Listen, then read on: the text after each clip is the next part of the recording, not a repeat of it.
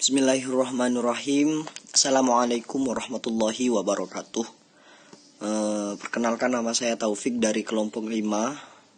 Nah, di sini saya akan menjelaskan salah satu kaidah, yaitu al-'adatu muhakkamah, yaitu adat kebiasaan dapat dijadikan sebuah hukum, atau al-mu'awadah yang artinya berulang. Al-'adah muhakkamah secara bahasa al-'adah diambil dari kata al-'aud. Sedangkan Nuzaim mendefinisikan al-'adah dengan ibaratun amma yastaqarru fin nufusi minal umuril mutaqarriratul maqbulati inda taba'us salimah, yang artinya sesuatu ungkapan dari apa yang terpendam dalam diri, perkara yang berulang, yang biasa diterima oleh tabiat tingkah laku yang sehat. Kemudian dari dasar hukum yaitu khudhil afwa wa'mur bil 'urfi wa'rid 'anil jahilin. Jadilah engkau pemaaf dan suruhlah orang mengerjakan yang ma'ruf, serta berpalinglah diri pada orang-orang yang bodoh, firman Allah. Kemudian dilanjutkan dari hadis, ma ra'ahul muslimun hasanan fa huwa indallahi hasanun wa ma ra'ahul muslimun syai'an fa huwa indallahi syai'un. Apa yang dipandang baik oleh orang-orang Islam, maka baik pula di sisi Allah. Dan apa saja yang dipandang buruk oleh orang Islam, maka menurut Allah pun digolongkan sebagai perkara yang buruk. Hadis riwayat Ahmad Bazar Tabrani dalam kitab Al-Kabir dari Ibnu Mas'ud, yang artinya dari dasar hukum tersebut, dari ayat maupun hadis, artinya sebuah perkara yang diyakini oleh masyarakat itu berpotensi atau bernilaikan pahala di sisinya, di sisi Allah, maka itu bisa dijadikan sebuah dasar. Nah, begitu. Artinya masyarakat itu bisa memilih dan memilah mana yang baik dan mana yang buruk. Kemudian dari macam-macam kaidah yang pertama yaitu isti'malun nasih hujjatu yajibul amalum biha. Apa yang biasa diperbuat orang banyak adalah hujjah, alasan atau argumen, dalil yang wajib diamalkan.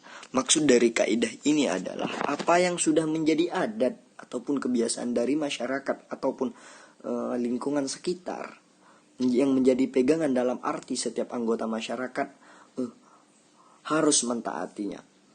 Contohnya, apabila tidak ada perjanjian antara sopir truk dan kuli mengenai menaikkan dan menurunkan batu bara, maka sopir diharuskan membayar ongkos sebesar kebiasaan yang berlaku.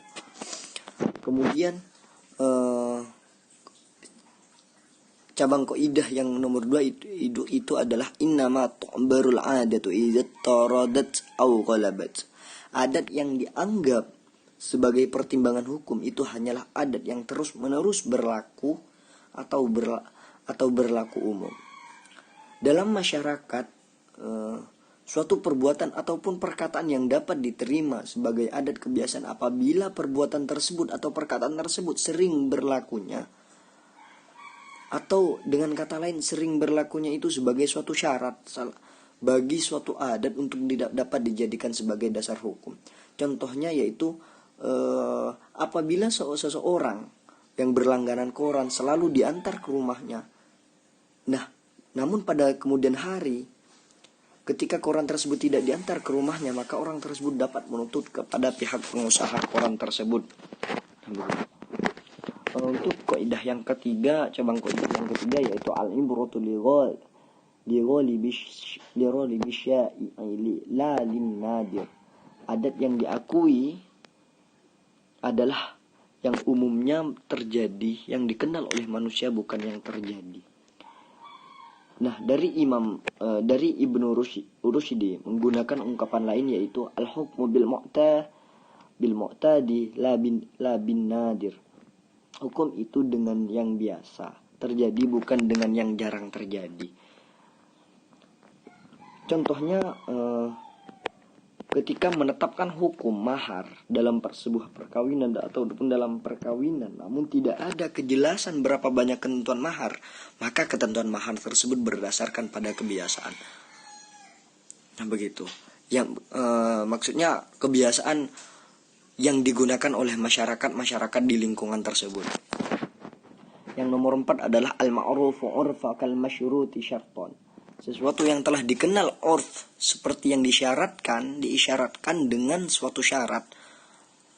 Maksudnya adat kebiasaan tersebut dalam bermuamalah mempunyai daya ikat seperti suatu syarat yang dibuat. Contohnya yaitu menjual sebuah buah yang masih berada di pohon tidak boleh karena barang tersebut tidak jelas jumlahnya. Tetapi karena sudah menjadi kebiasaan maka para ulama membolehkannya. Nah, mungkin itu saja dari saya. Kemudian materi selanjutnya akan dijelaskan oleh oleh saudari Ella selaku anggota kelompok kami dari kelompok 5. Bismillahirrahmanirrahim. Assalamualaikum warahmatullahi wabarakatuh. Nama saya Ella, NIM 1191254. Baiklah, di sini saya akan melanjutkan penjelasan dari teman saya, yaitu kaidah nomor 5. Al-ma'rufu baina tudzarikal masyruti bainahum. Artinya, sesuatu yang telah dikenal di antara pedagang berlaku sebagai syarat di antara mereka. Maksudnya, sesuatu yang menjadi adat di antara pedagang seperti diisyaratkan dalam transaksi. Contoh, transaksi jual beli batu bata.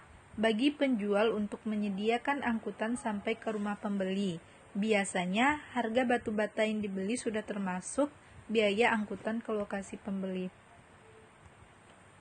Selanjutnya kaidah nomor 6. At-ta'yinu bil urfi kat-ta'yini bin nas. Artinya, ketentuan berdasarkan uruf seperti ketentuan berdasarkan nas.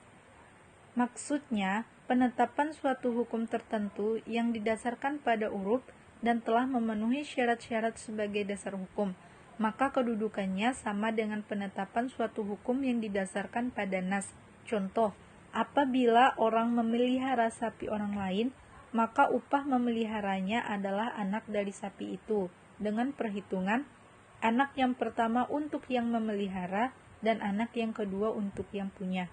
Begitulah selanjutnya secara berganti-ganti. Kaidah yang nomor 7. Al-mumtana'u 'adah kal mumtana'i haqiqah. Artinya, sesuatu yang tidak berlaku berdasarkan adat kebiasaan seperti yang tidak berlaku dalam kenyataan. Maksud kaidah ini adalah apabila tidak mungkin terjadi berdasarkan adat kebiasaan secara rasional, maka tidak mungkin terjadi dalam kenyataannya. Contoh, seseorang mengaku bahwa tanah yang ada pada orang itu miliknya, tetapi dia tidak bisa menjelaskan dari mana asal-usul tanah tersebut. Selanjutnya, kaidah nomor 8. Al-haqiqatu tutroku bidalati adah. Artinya, arti hakiki atau yang sebenarnya ditinggalkan karena ada petunjuk arti menurut adat. Contoh, apabila seseorang membeli batu bata sudah menyerahkan uang muka, maka berdasarkan adat kebiasaan akad jual beli telah terjadi. Maka seorang penjual batu bata tidak bisa membatalkan jual belinya meskipun harga batu bata naik. Selanjutnya kaidah yang terakhir yaitu al-idznu urfi kal izni lafdi. Artinya, pemberian izin menurut adat kebiasaan adalah sama dengan pemberian izin menurut ucapan. Contoh, apabila tuan rumah menghidangkan makanan untuk tamu, tetapi tuan rumah tidak mempersilahkan, maka tamu boleh memakannya. Sebab menurut kebiasaan, bahwa dengan menghidangkan berarti mempersilahkannya. Sekian penjelasan dari saya. Kurang dan lebihnya saya mohon maaf yang sebesar-besarnya. Wabillahi taufiq wal hidayah. Wassalamualaikum warahmatullahi wabarakatuh.